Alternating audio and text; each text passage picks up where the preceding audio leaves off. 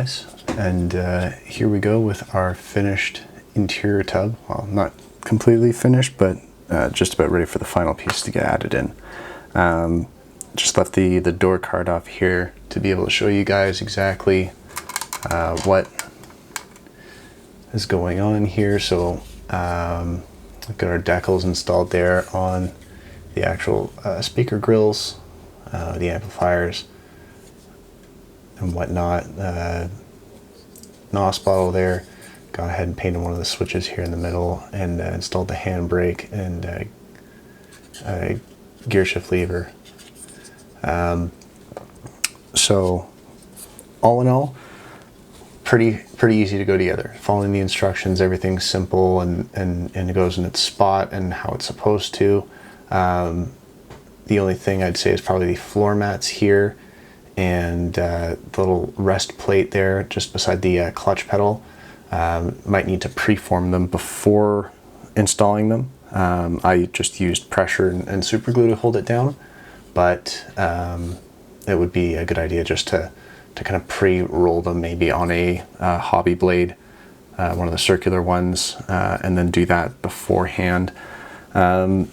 Seats are really nothing to scoff at.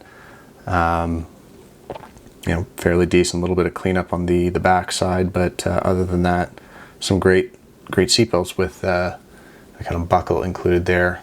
And then you have the two different designs for the headrest decal as well. And I mean, other than just cleaning up the stub on the bottom, it's just about a drop dry fit into the slot, so no guessing around, and no major pains as far as trying to get those installed properly. The only downside to the interior, and I'm starting to notice on some of the newer hobby design kits coming out, and the alpha model kits, is the photo etch seat belts. They have it's like a brass etched set that are coming in now, with the regular buckles and tensioners still in photo etch, so it makes it extremely difficult to work on. Once you set them in place, yes, they're not going to move, but to handle them, to thread everything through, and then to try and paint it, it creates a lot of hassle for no gain, really. And you'd be much better off with just the fabric, so either using ribbon yourself if you want to make like the Takata harness with green, or if you have another preferred material, but the seatbelt material that was used in the Top Secret R35 GTR, similar to that, would have been great. So something definitely I'm going to pass along for future iterations, because I prefer the fabric. I don't really prefer the metal photo etch all that much, just because it's really not necessary, and it's kind of overkill where you've got all that work to do, and it doesn't really make it look any different. But other than that, I mean, the only thing you might need to note is the back kind of mantelpiece here, and where the back seats normally would be going.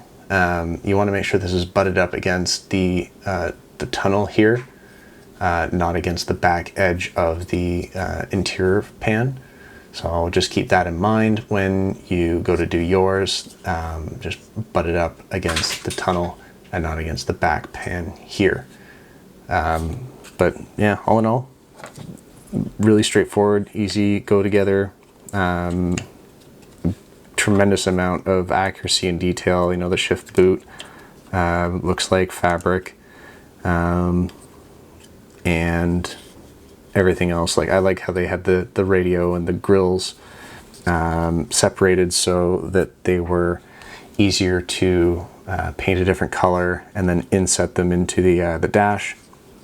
Really like that. Same thing with the doors, especially. There's the smaller inlays. So on this one here, maybe I can get you a little closer.